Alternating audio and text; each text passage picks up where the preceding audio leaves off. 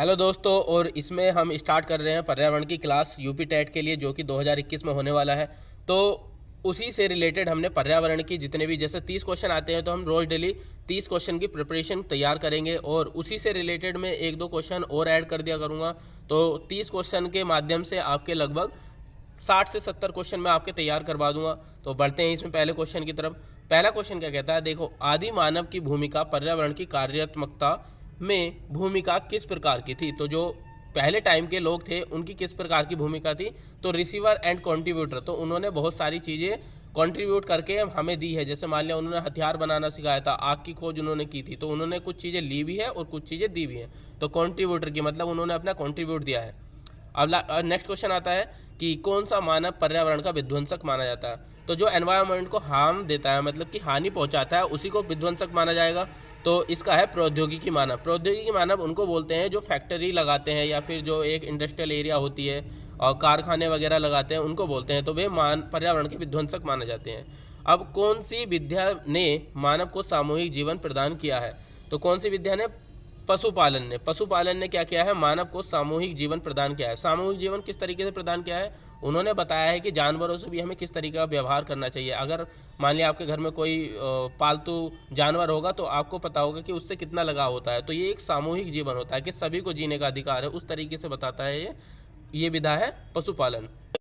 Next question है हमारे पास, खेती की सर्वाधिक पुरातन प्रणाली कौन सी है। तो सबसे पुरानी प्रणाली जो है खेती की, वो है झूम खेती। झूम खेती बोलते हैं कि एक जगह की जब खेती हो जाती है और वहाँ पर फिर उपजाऊ भूमि नहीं बचती, तो नेक्स्ट जगह हम जाते हैं, फिर से वहाँ पर खेती करने लगते हैं। फिर जहाँ की वहाँ पर अगर जो जो उपजाऊ भूमि होगी वो इसकी भी उर्वरक क्षमता अगर ख़त्म हो जाती है, फिर से नेक्स्ट जगह जाते हैं, तो उसको बोलते हैं झूम खेती। मतलब कि जगह जगह पर खेती करना। ये सबसे ज़्यादा हमारे इंडिया में होती है मेघालय स्टेट में। मेघालय स्टेट में होती है। और मेघालय में देखो आपको 3 पहाड़ियाँ मिलेगी देखने को जो पूछी जाती है, गारो, खासी, जैंतिया, ये 3 पहाड़ियाँ हैं। अब इन 3 पहाड़ियों में से भी क्या बोलते हैं कि, हाँ चलो कैपिटल की बात कर लेते हैं। इसकी मेघालय कैपिटल है शिलोंग, और मेघालय कैपिटल है शिलोंग। और यहाँ पर देखो मासिन राम जो है मेघालय में ही है, जहाँ पर सबसे ज़्यादा वर्षा होती है भारत में। तो ये क्या है, मासिन राम कहाँ है, मेघालय में, ठीक। और ये 7 सिस्टर का एक स्टेट है। आगे बात करते हैं, और अभी तो इसी क्वेश्चन रह गए। देखो, विश्व तथा भारत में आज भी झूम या स्थानांतरण कृषि कहाँ पर प्रचलित है। तो दक्षिण तथा दक्षिणी पूर्व एशिया एवं पूर्वोत्तर भारत। तो पूर्वोत्तर भारत का मतलब वही है जो भी वे 7 सिस्टर है, जैसे अरुणाचल प्रदेश, असम, मेघालय और नागालैंड, मणिपुर, त्रिपुरा, मिजोरम, ये सारे के सारे 7 सिस्टर है। अब देखो नेक्स्ट क्वेश्चन है, मानव भूगोल के जन्मदाता की संज्ञा किसे दी गई है। तो फ्रेडरिक रेटजल। तो इसमें तो कोई एक्स्ट्रा हम बताने का कोई पार्ट ही नहीं है। तो मानव भूगोल के जन्मदाता की संज्ञा किसे दी गई है, फ्रेडरिक रेटजल को। नेक्स्ट क्वेश्चन है, मनुष्य के लिए सर्वाधिक कार्यक्षम तापमान तथा आर्द्रता कितनी होती है।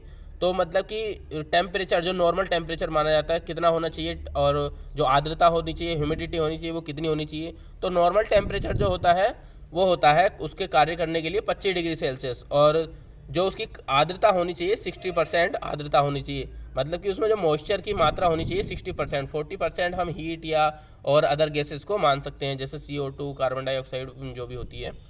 और नेक्स्ट क्वेश्चन है 9, औद्योगिक क्रांति सर्वप्रथम कहाँ प्रारंभ हुई थी। तो ये बहुत इंपॉर्टेंट क्वेश्चन बन जाता है। तो औद्योगिक क्रांति सबसे पहले कहाँ हुई थी, इंग्लैंड में। अब देखो, पर्यावरणीय समस्याओं का प्रादुर्भाव कब से आरंभ हुआ।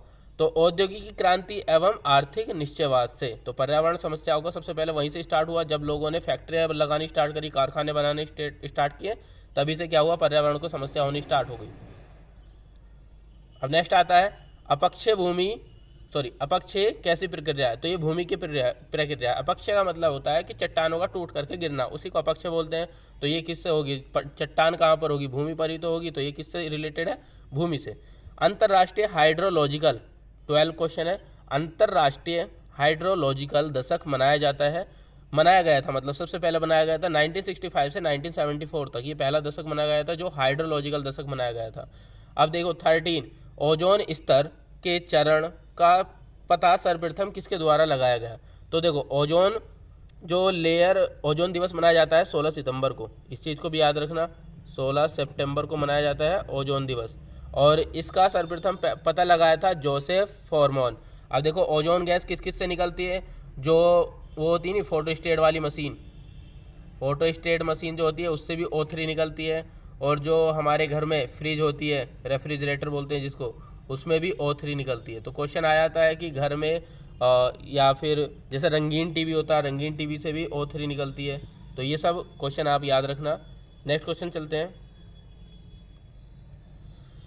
क्लोरोफ्लोरोकार्बन के बाद ओजोन स्तर का दूसरा प्रमुख विध्वंसक कौन माना जाता है? तो nitrogen oxide NO3 nitrogen oxide माना जाता है CFC के बाद, जो ओजोन लेयर को डैमेज करता है।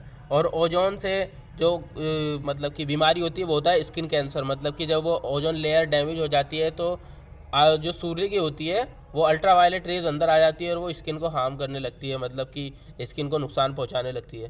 15 देखिए, भूमिगत जल के दोहन के कारण संसार का कौन सा शहर सर्वाधिक प्रभावित हुआ है?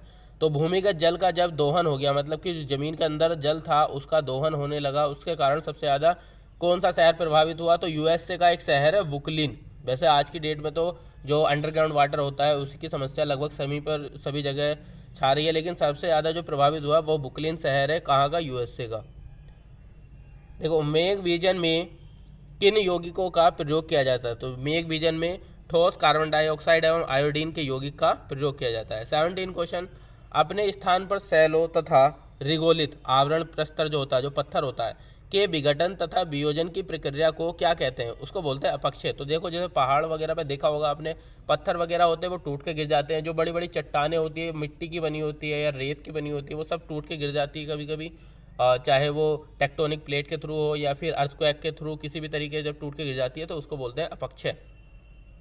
अब देखो दक्षिण पूर्व संयुक्त राज्य अमेरिका का नरक किस नदी को कहा जाता है? तो टेंसी नदी को कहा जाता है। टेंसी नदी को दक्षिण पूर्व राज्य अमेरिका का नरक कहा जाता है, उस नदी को बोला जाता है। अब देखो यहाँ पर एक चीज़ और आपको, अमेरिका की कैपिटल है वॉशिंगटन DC। DC की फुल फॉर्म है यहाँ पर डिस्ट्रिक्ट ऑफ कोलंबिया। और अमेरिका में लगभग 50 स्टेट है।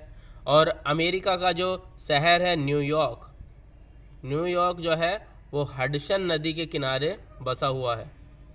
और 49 डिग्री जो चैनल है, 49 डिग्री वो अमेरिका और कनाडा के बॉर्डर पर बना हुआ है। अमेरिका और कनाडा के बॉर्डर पर बना हुआ है 49 डिग्री चैनल। और ट्रांस कनेडियन रेल मार्ग कहाँ पर है? वो अमेरिका और कनाडा के बीच में बना हुआ है ट्रांस कनेडियन रेल मार्ग। तो ये क्वेश्चन भी पूछ लेता है। बढ़ते हैं और आगे क्वेश्चन पर। तो भारत की दामोदर नदी परियोजना किस नदी परियोजना की अनुकृति है? मतलब कि किसके जैसी बनी हुई है भारत की दामोदर नदी परियोजना? तो पहली बात तो दामोदर नदी परियोजना जो है वो पश्चिम बंगाल में है। और वो किसकी देखा देख बनी हुई है, मतलब कि किस की टू कॉपी है, उसको बोलेंगे हम टेंसी घाटी, जो कि टेंसी नदी ही बनाती है। कहाँ की? USA की। तो टेंसी घाटी 1940 में बनी थी ये दामोदर नदी परियोजना। विश्व की सर्वाधिक अवसाद का परिवहन करने वाली 2 नदियाँ कौन सी है? तो सबसे ज़्यादा जो अवसाद, मतलब कि एक तरीके से मतलब उसमें मल वगैरह लेके चलती है, मिट्टी या पत्थरों के कण वगैरह जो भी लेके चलती है, वो सबसे ज़्यादा कौन नदियाँ लेके चलती है? एक तो येलोजो जो कि चीन में है, और एक गंगा नदी। गंगा नदी में भी बहुत ज़्यादा मल जाता है, मतलब कि नदियों में पानी आता है दूसरी नदियों का, और वहाँ सा जो औद्योगिक क्षेत्र होते हैं उनका भी गंदगी आती है। तो ये सब चीज़ें हैं। अब क्वेश्चन नंबर 22, उत्तर भारत की अर्थव्यवस्था का मेरुदंड किसे बोला जाता है? तो नॉर्थ इंडिया की जो इकोनॉमी का मेरुदंड होता है वो है गंगा नदी, क्योंकि गंगा नदी के आसपास बहुत इंपॉर्टेंट शहर बसे हुए हैं। अब वो कौन कौन से हैं चलो एक बार जान लेते हैं हम। तो पहली बात तो हम उत्तराखंड से चलते हैं। तो एक तो होता है हमारे पास ऋषिकेश, ठीक।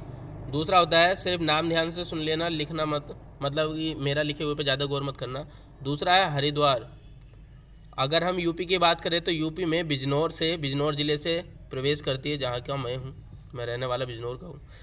तो यूपी के बिजनौर से प्रवेश करती है। और कानपुर कानपुर और प्रयागराज। और भी बहुत सारे इंपॉर्टेंट शहर हैं जैसे कि यमुना के किनारे कौन कौन सा है, आगरा है, मथुरा है। ये क्वेश्चन भी पूछे जाते हैं। एक दिन में सारे यूपी के जो भी शहर होंगे जिन नदियों के किनारे हैं वो सारे कवर करा दूंगा, उसमें ज़्यादा दिक्कत मत लो, सब चीज़ कवर करवा देंगे। एक बार आप बच्चों को जोड़ लेना, वीडियो शेयर कर देना, जिससे कि लगे कि हमें भी कि हमने नेक्स्ट वीडियो बनाने के लिए थोड़ा मोटिवेट फील हो। अब मान लिया वीडियो बना देते हैं, कोई व्यूज़ नहीं आएगा तो क्या मतलब है उस चीज़ से, ठीक है। तो नेक्स्ट क्वेश्चन है, मिस्र किस नदी की देन है? तो ये तो सब लोग बता देंगे, नील नदी की। अब यहाँ पर क्वेश्चन ये बनता है कि नील नदी से जो है, नील नदी कहाँ से निकलती है? तो विक्टोरिया लेक से निकलती है नील नदी, विक्टोरिया लेक से निकलती है नील नदी। और विक्टोरिया लेक कहाँ पर है? ये जो है 4 देशों से होकर के बहती है। एक तो होता है मिस्र, एक है सूडान, एक है दक्षिणी सूडान, और एक है युगांडा। बड़े अटपटे से नाम है, लेकिन ये अफ्रीका कॉन्टिनेंट के नाम है। युगांडा, सूडान, दक्षिणी सूडान और इजिप्ट, मिस्र बोलते हैं जिसको। इन 4 देशों से होकर के नील नदी गुजरती है और ये विश्व की सबसे लंबी नदी है। पश्चिम बंगाल का शोक किस नदी को कहा जाता है? दामोदर नदी को बोला जाता है पश्चिम बंगाल का शोक। अब यहाँ पर देखो, दामोदर नदी को बोला जाता है पश्चिम बंगाल का शोक। दामोदर नदी को बोल दिया हमने पश्चिम बंगाल का शोक। अब यहाँ पर क्वेश्चन आता है कि बिहार का शोक किसको बोला जाता है? तो बिहार का शोक बोला जाता है कोसी नदी को, ठीक। असम का शोक बोला जाता है ब्रह्मपुत्र को। अब देखो यहीं पर एक क्वेश्चन आ जाता है कि जो ब्रह्मपुत्र है वो अरुणाचल प्रदेश में किस नाम से जानी जाती है? तो दिहांग, दिहांग नदी से जानी जाती, दिहांग नाम से जानी जाती है असम, दिहांग नाम से जानी जाती है अरुणाचल प्रदेश में ब्रह्मपुत्र नदी को। और इसी को जब ये पश्चिम बंगाल में आ जाती, सॉरी बांग्लादेश में आ जाती है, तो वहाँ पर बोलते हैं इसको जमुना। क्या बोलते हैं? जमुना। और जमुना जब गंगा नदी से मिलकर के एक अगली नदी बनाती हैं दोनों मिलकर के, तो उसको बोलते हैं मेघना। और गंगा नदी को बांग्लादेश में जाना जाता है नाम से, उसका नाम है पद्मा। तो गंगा नदी को एक बार दोबारा ध्यान से सुन लो, गंगा नदी को बांग्लादेश में जाना जाता है पद्मा के नाम से, और ब्रह्मपुत्र को बांग्लादेश में जाना जाता है जमुना के नाम से, और दोनों मिलकर के बनाती है मेघना। और ब्रह्मपुत्र को अरुणाचल प्रदेश में जाना जाता है दिहांग के नाम से, ठीक। आगे बढ़ते हैं। किस नदी को बिहार का शोक बोला जाता है? तो कोसी नदी को, ये मैंने बता चुका हूँ। ये फिर से आ गया किस नदी को बिहार का शोक। अच्छा एक बार बताओ, चलो पश्चिम बंगाल भी हो चुका है, वैसे इस क्वेश्चन को पूछने का कोई अर्थ नहीं है, ठीक है, चलो रहने दीजिए। तो नेक्स्ट क्वेश्चन है 26, भोपाल गैस त्रासदी कब और किसके कारण हुई थी? तो ये 3 दिसंबर को हुई थी 1984 को, मिथाइल आइसोसाइनाइड के रिसाव के कारण। तो यहाँ पर लगभग 4000 से ज़्यादा मौतें हो चुकी थी और भोपाल में हुई थी। इसमें सिर्फ 2 क्वेश्चन बनते हैं कि ये कब हुई थी और कहाँ हुई थी, और यही पूछ लेते हैं कि कौन सी गैस का रिसाव हुआ था। तो मिथाइल आइसोसाइनाइड और 1984, ठीक। नेक्स्ट क्वेश्चन, चेरनोबिल परमाणु दुर्घटना कब और किस देश में हुई थी? तो 22 अप्रैल 1986 को यूक्रेन के चेरनोबिल में हुई थी। तो यूक्रेन में जो है चेरनोबिल नाम की एक जगह है, वहीं पर एक परमाणु दुर्घटना हुई थी 1986 में।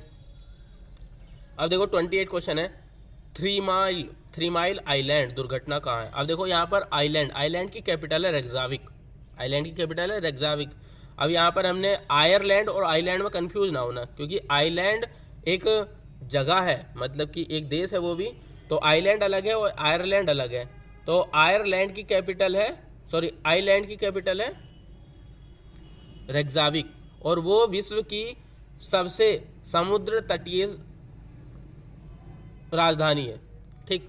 अब देखो उत्तर देख लेते हैं इसका, जो 3 माइल आइलैंड दुर्घटना क्या है।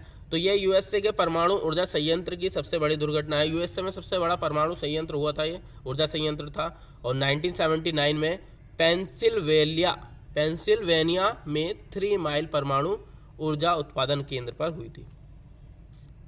देखो धरणीय या स्थायी विकास की अवधारणा के सर्वप्रथम प्रतिपादक कौन थे? तो ब्रंटलैंड 1987 के प्रतिपादक थे ये, किसके? स्थायी विकास के। अब स्थायी विकास के निमित्त संयुक्त राष्ट्र का सम्मेलन कहाँ आयोजित किया गया था? जोहान्सबर्ग 2002 में किया गया था। जोहान्सबर्ग कहाँ है? दक्षिण अफ्रीका में, ठीक। अब ये लास्ट के 2 क्वेश्चन है, इन क्वेश्चन को और देख लीजिए। तो स्थायी विकास का पहली बार प्रयोग किसने किया था? IUCN ने। अब देखो IUCN का हेडक्वार्टर कहाँ है? IUCN होता है ना, intervention union for conservation of nature and natural resource. तो इसका हेडक्वार्टर है नैरोबी, केन्या। नैरोबी केन्या, जो केन्या की राजधानी क्या है? नैरोबी। वहीं पर क्या है? IUCN का हेडक्वार्टर है। और केन्या जो है एक अफ्रीका कॉन्टिनेंट का एक देश है। ठीक, लास्ट क्वेश्चन है, द्वितीय पृथ्वी सम्मेलन की संख्या किस सम्मेलन को प्रदान की गई थी? जोहान्सबर्ग सम्मेलन को 2002 में हुआ था ये। ठीक, तो आज की वीडियो में इतना ही। मिलते हैं नेक्स्ट वीडियो में। अगर वीडियो पसंद आई हो तो शेयर और लाइक ज़रूर कर दीजिए, और चैनल सब्सक्राइब नहीं किया तो चैनल सब्सक्राइब कर दीजिए। नेक्स्ट वीडियो इससे भी बहुत अच्छी होने वाली है, थोड़ा और अच्छे से हम कोशिश करेंगे। Thank you and have a good day.